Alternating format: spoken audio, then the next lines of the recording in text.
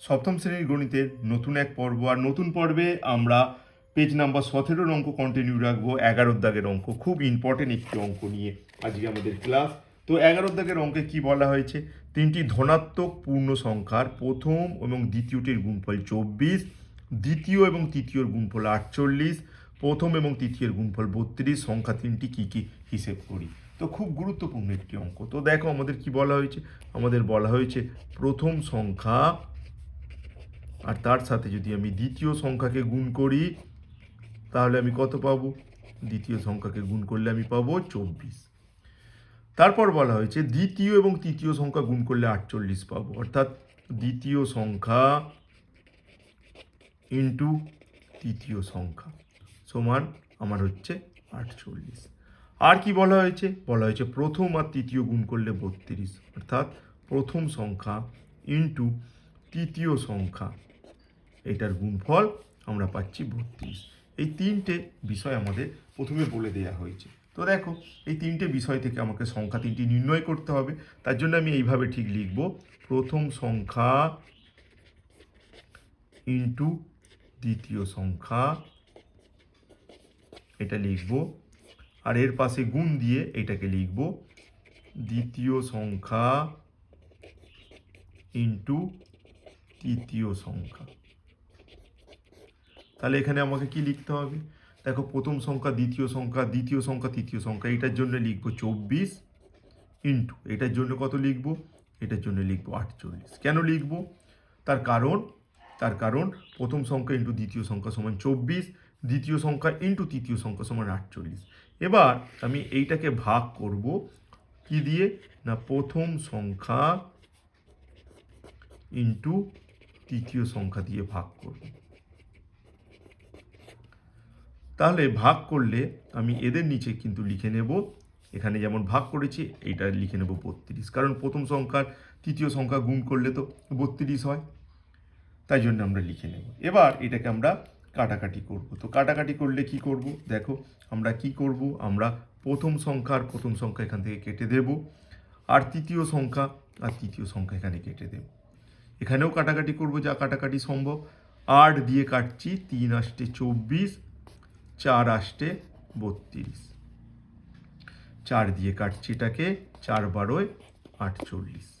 তাহলে কি থাকলো আমাদের, দেখো আমাদের থাকলো এখানে বা দিয়ে আমরা লিখব বা, এখানে পড়ে আছে দ্বিতীয় সংখ্যা আর এখানেও পড়ে আছে দ্বিতীয় সংখ্যা, বাকি সবাই কেটে গেছে, তৃতীয় সংখ্যা সমান এখানে 3 ইন্টু 12 মানে পড়ে আছে 36। এবার আমরা যদি উভয় পক্ষের বর্গমূল করি, আমরা দ্বিতীয় সংখ্যা আর 36 এই উভয় পক্ষেরই যদি আমরা বর্গমূল করি তাহলে কি পাবো, দেখো বর্গমূলের মধ্যে দুটো করে থাকলে তাহলে একটা বেরিয়ে আসে, অর্থাৎ দ্বিতীয় সংখ্যা আমরা পেয়ে যাব। দ্বিতীয় সংখ্যা সমান 36-এর বর্গমূল 6 6 36, তার মানে এখানে হচ্ছে 6 ইন্টু 6, তার মানে হচ্ছে 6। অতএব আমরা কিন্তু প্রথম আনসার পেয়ে গেছি। অতএব দ্বিতীয় সংখ্যা সমান, আমরা বলতে পারি কি দ্বিতীয় সংখ্যা সমান কিন্তু 6, এটা কিন্তু আমরা পেয়ে গেছি। তাই আমি লিখে নেব দ্বিতীয় সংখ্যা সমান 6। দেখো দ্বিতীয় সংখ্যা তো 6 আমরা পেয়ে গেছি, এটা মনে রাখতে হবে, দ্বিতীয় সংখ্যা আমরা 6 পেয়ে গেছি। এবার দেখো আমাদের কাছে দেয়া আছে প্রথম সংখ্যা ইন্টু দ্বিতীয় সংখ্যা, এটা আবার লিখবো আমি, প্রথম সংখ্যা ইন্টু দ্বিতীয় সংখ্যা সমান দেওয়া আছে 24। আর এইসবে আমরা বার করেছি দ্বিতীয় সংখ্যা সমান 6, তাই জন্য এর নিচে দ্বিতীয় সংখ্যাটা লিখবো আমি, আর এর নিচে লিখবো তাহলে 6। তাহলে ঠিক আগের মতন করে যদি আমি দ্বিতীয় সংখ্যা কেটে দিই, এখানে 4 6 24 কেটে দিই, তাহলে কিন্তু দ্বিতীয় সংখ্যা পাওয়ার পর আমি প্রথম সংখ্যাও পেয়ে যাব। প্রথম সংখ্যা সমান কিন্তু 4, প্রথম সংখ্যাও পেয়ে গেলাম 4। তারপরে আমার কি দেয়া আছে, দেখো দ্বিতীয় সংখ্যা ইন্টু তৃতীয় সংখ্যা সমান 48, এইটাকে আবার লিখব দ্বিতীয় সংখ্যা ইন্টু তৃতীয় সংখ্যা, দ্বিতীয় সংখ্যা ইন্টু তৃতীয় সংখ্যা সমান আমি কি লিখছি, তৃতীয় সংখ্যা সমান আমি লিখছি 48, আর এর নিচে লিখছি আবার দ্বিতীয় সংখ্যা, এর নিচে আবার লিখছি দ্বিতীয় সংখ্যা তাই জন্য দ্বিতীয় সংখ্যার মান তো আমরা পেয়েছি 6, তার জন্য এখানে 6 লিখছি। এখানে আবার তুমি দ্বিতীয় সংখ্যা আর দ্বিতীয় সংখ্যা কেটে দাও, 6 আষ্টে 48। তাহলে আমরা পেয়ে যাচ্ছি এখন কি, তৃতীয় সংখ্যার মানও কিন্তু আমরা পেয়ে যাচ্ছি। তাহলে তৃতীয় সংখ্যা সমান 8। তাহলে সংখ্যা তিনটি কি কি? প্রথম সংখ্যাটা কত হয়েছে দেখো, প্রথম সংখ্যাটা কত হয়েছে আমরা বলবো। প্রথম সংখ্যা হয়েছে 4, দ্বিতীয় সংখ্যা হয়েছে 6, তৃতীয় সংখ্যা হয়েছে 8। অতএব আমি লিখবো, অতএব সংখ্যা তিনটি কি কি? সংখ্যা তিনটি যথাক্রমে মানে আমরা প্রথম, দ্বিতীয়, তৃতীয় বলছি। প্রথমটা হলো 4, দ্বিতীয়টা হলো 6, আর তৃতীয়টা হলো 8। এইভাবে আমরা ঠিক 11 দাগের অঙ্কটি করে ফেললাম। এরপর আমরা দেখে নেব 12 দাগের অঙ্কটি কি আছে। শিবাজি সংঘের ক্লাবে যতজন সদস্য আছে প্রত্যেক সদস্য সংখ্যার 5 গুণ টাকা চাঁদা দিয়েছে। তাহলে মোট উঠেছে তোমার 5,15,205 টাকা। হিসেব করে দেখি ক্লাবের সদস্য সংখ্যা কত। তো এই অঙ্কটা করব, তো কিভাবে করব দেখে নাও। ঠিক এইভাবে আমরা লিখব, যতজন আছে ক্লাবে প্রত্যেকে তার 5 গুণ চাঁদা দেওয়ায়। যতজন আছে প্রত্যেকে তার 5 গুণ চাঁদা দেওয়ায় উঠলো কত টাকা? উঠলো 5,15,205 টাকা। যতজন আছে প্রত্যেকে তার 5 গুণ করে চাঁদা দিয়েছে। এবার যদি যতজন আছে প্রত্যেকে তত টাকা দিত, তাহলে কত টাকা উঠতো? তখন এটাকে 5 দিয়ে ভাগ করতে হবে। তাহলে আমরা লিখব, যতজন আছে প্রত্যেকে যদি তত টাকাই চাঁদা দিত, তাহলে উঠতো কত?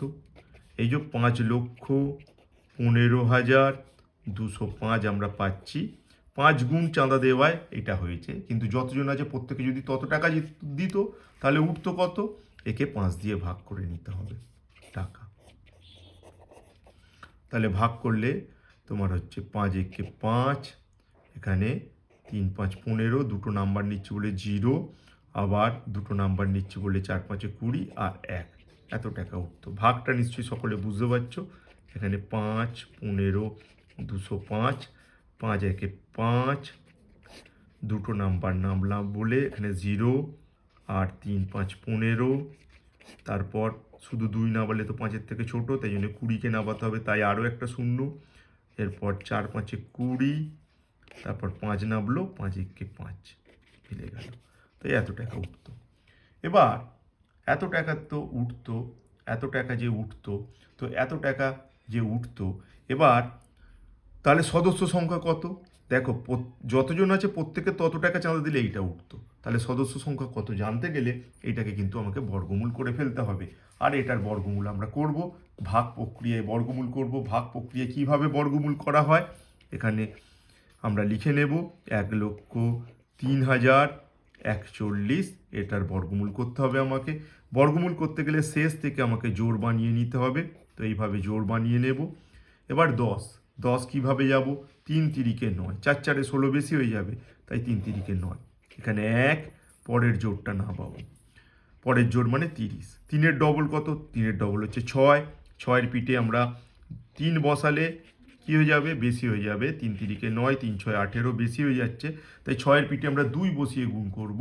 6-এর পিঠে যদি 2 বসাই আর যদি গুণ করি, 2 2 4, 6 2 12, 124, তার জন্য আমি 2 দিয়ে যাব।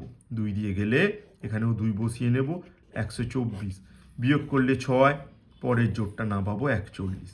32-এর ডবল মানে 32-কে 2 দিয়ে গুণ করতে হবে, আর 32-কে 2 দিয়ে গুণ করলে কত হবে সেটা আমরা দেখব। যদি 32-কে আমরা 2 দিয়ে গুণ করি তাহলে 64 হবে। আর দেখো এখানে আছে 641, তার মানে 1 বসালেই হয়ে যাবে। এটা মনে রাখবে, এটা রাব ওয়ার্ক এখানটা।